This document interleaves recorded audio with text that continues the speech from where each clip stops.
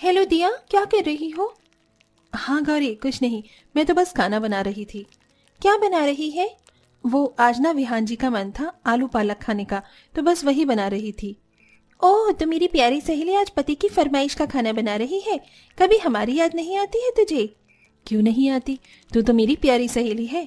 कोई दिन ऐसा नहीं गुजरता जो तेरे बारे में ना सोचूं। अच्छा, लेकिन तू तो मुझसे मिलने कब से नहीं आई है?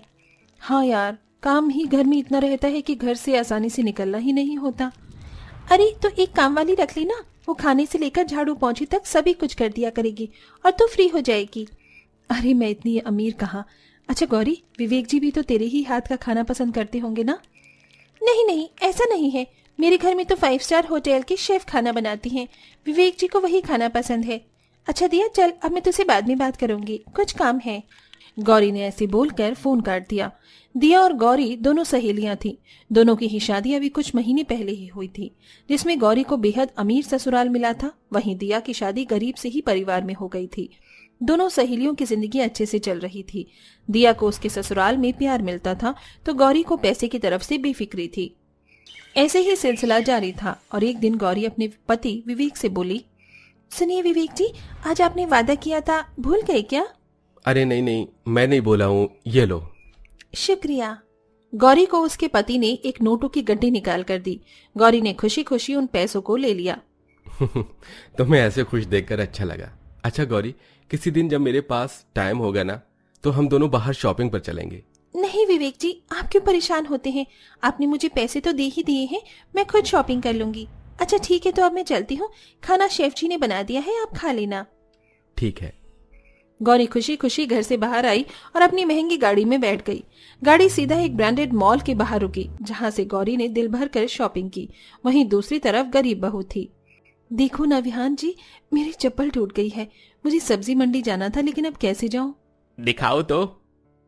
अरे नहीं, ये तो अब जुड़ेगा भी नहीं। चलो कोई बात नहीं, मैं तुम्हारे लिए नई चप्पल ले आऊंगा। एक तो पहले ही घर में तंगी चल रही है, ऊपर से ये एक और खर्च बढ़ गया। कोई बात नहीं दिया, चप्पल है, टूट ही जाती है, मैं दूसरी जोड़ी ले आऊंगा।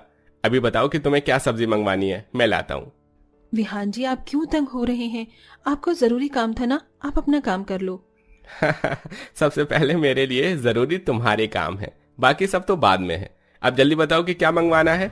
ठीक है, आप नहीं मान रहे हो तो 5 किलो आलू और साथ में थोड़े से बैंगन और गोभी ले आना। ठीक है। विहान दया से पूछकर उसकी परेशानी को खत्म करने के लिए खुद सब्जी मंडी आ गया। वहां से उसने सारा सामान खरीदा और वहां से वो बाजार चला गया। काफी देर के बाद विहान घर पहुंचा। अरे विहान जी, आपको इतनी देर कैसे लग गई? बाद में बताऊंगा, पहले यहाँ आओ और गर्मा गर्म जलेबी खाओ। क्या कहा, जलेबी आप लाए हो? हाँ, मैंने बाजार में बनती हुई देखी तो मैं तुम्हारे लिए ले आया। अब तुम जल्दी से आओ दिया, वरना ये ठंडी हो जाएंगी।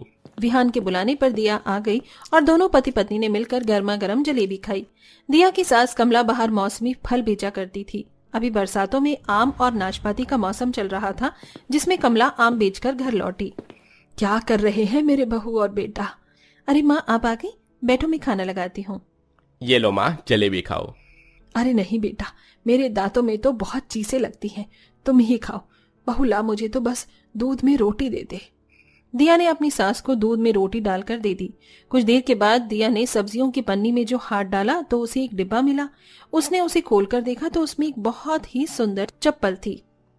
अरे ये चप्पल, ये विहान जी भी ना कितनी परवाह करती है मेरी। सब्जी के बचे हुए पैसे तो इन्होंने मुझे लाकर दे ही दिए थे। ये जरूर वो अपने बचाए हुए पैसों में से लाए होंगे। दिया नई चप्पल देखकर बहुत ज्यादा खुश हुई। जहां अमीर सहेली को बहुत सारे पैसों की शॉपिंग करके खुशी मिली थी, वहीं दिया को सस्ते सी चप्पल और कुछ जलेबियों ने भी वही खुशी दी थी। दिया का पति और फिक्र और प्यार से उसे खुश रखता था, तो वहीं गौरी का पति उसे पैसे के सुख से खुशी देता था। गौरी और विवेक का रिश्ता बस पैसों के आधार पर टिका हुआ था, वहीं दिया का रिश्ता प्यार से चल रहा था। ऐसे ही सिलसिला जारी था और अब दोनों ही सहेलियों की शादी की पहली सालगिरह आ चुकी थी। उनकी शादी एक ही दिन हुई थी, जिसकी वजह से उनकी सालगिरह भी साथ ही थी। एक तरफ गौरी थी जो अकेले ही प्लानिंग कर रही थी। आज तो मेरी वेडिंग एनिवर्सरी है, आज तो मैं खूब शॉपिंग करूंगी और हाँ, शाम को दिया को साथ लेकर कहीं घूमने चली जाऊंगी। इसी बहाने मेरा थोड़ा सा एंजॉय भी हो जाएगा। ऐसी प्लानिंग करके गौरी सुबह ही खुद शॉपिंग करने को निकल गई। उसने अपने लिए खूब सामान खरीदा, अकेले अच्छे रेस्टोरेंट में लंच किया और विवेक के लिए एक महंगी सी घड़ी खरीद ली। आज तो मैं बहुत थक गई हूँ, अब घर जाकर रिलैक्स कर शॉवर लूंगी और शाम में दिया के साथ घूमने जाऊंगी। ऐसे बोलकर गौरी अपनी बड़ी सी गाड़ी में बैठकर घर आ गई, जहां पर कुछ फूल और एक जेवर का डिब्बा लिए एक आदमी खड़ा हुआ था। अरे ये क्या है? ये विवेक जी ने आपके लिए भिजवाया है मेम साहब। ओह अच्छा, लाइए ये मुझे दीजिए। गौरी को विवेक का तोहफा देखकर बहुत खुशी हुई। अरे वाह, डायमंड नेकलेस है ये तो कितना प्यारा है। विवेक जी को मेरी पसंद पता है। एक तरफ गौरी की सालगिरह कुछ इस तरह से मन रही थी, तो वहीं दूसरी तरफ विहान और दिया कुछ इस तरह से अपनी सालगिरह मना रहे थे। अरे विहान जी, आप 12 बजे इतनी जल्दी ही आ गए? अरे आज हमारी पहली एनिवर्सरी है, आज के दिन को ऐसे ही वेस्ट थोड़े करूंगा। देखो मैं क्या लाया हूं तुम्हारे लिए। अरे वाह गजरे, अब इन्हें लगा भी दो। वाह, मेरी दिया तो आज देवी जैसी लग रही है। अरे आप भी ना विहान जी। दिया, तुम्हारे जैसा कोई इस दुनिया में नहीं है। मैं तो बहुत खुश नसीब हूं जो तुम मेरी किस्मत का हिस्सा बनी। आप भी ना। आज हमारी शादी की पहली एनिवर्सरी है। बोलो तुम कहाँ जाना चाहती हो? कहीं नहीं, घर से बाहर निकलते ही पैसा चाहिए होता है। मैं घर में भी आपके साथ खुश हूँ। छोड़ो, तुम तो मुझे कुछ बताओगी नहीं। चलो मैं अपनी मर्जी से ही तुम्हें ले चलता हूँ। विहान ऐसे बोलकर दिया को घुमाने ले आया। वो लोग गरीब थे, वो उसे बस एक छोटे से ढाबे में लेकर गया और फिर वो दोनों एक पार्क में खूब टहले। दिया की शादी की पहली सालगिरह का दिन कुछ इस तरह से गुजरा और अब रात हो चुकी थी। रात को गौरी ने दिया के पास फोन किया। दिया, आज तो हम दोनों की शादी की सालगिरह है, चल कहीं घूमने चले क्या? नहीं गौरी, आज तो मैं विहान जी के साथ खूब टहल ली हूँ, मैं नहीं आ सकती। ऐसा क्या? अच्छा ठीक है। तू मुझसे क्यों पूछ रही है? आज तो तुझे विवेक जी के साथ होना चाहिए ना? हाँ सही कहा। दिया की बात सुनकर अब गौरी को अपने पति की कमी महसूस हुई। उसने फोन काटा और फिर वो खुद से ही बोली, आज सिर्फ मेरी ही नहीं बल्कि विवेक जी और मेरी सालगिरह है, लेकिन आज के दिन भी हमने 1 मिनट साथ नहीं गुजारा। गौरी अब दुखी हो रही थी। वो शाम में कहीं घूमने नहीं गई। रात को जब विवेक घर आया तो उसे गौरी बुझी बुझी सी दिखाई दी। गौरी, क्या बात है, तुम दुखी क्यों हो? विवेक जी, 1 साल बीत गया और हम आज तक कभी एक दूसरे को वक्त ही नहीं दे पाए ना। सही कहा। जिंदगी में जितना बड़ा आदमी बनने का ख्वाब देखो, सुकून उतना ही कम हो जाता है। मुझे माफ करना गौरी, मैं कभी तुम्हें वक्त नहीं दे पाया। मुझे भी माफ करना विवेक जी, मैंने भी कभी पैसे के आगे आपका साथ नहीं मांगा। शायद यही वजह है जो आज हम दोनों एक दूसरे से इतना दूर हैं। शायद तुमने सही कहा।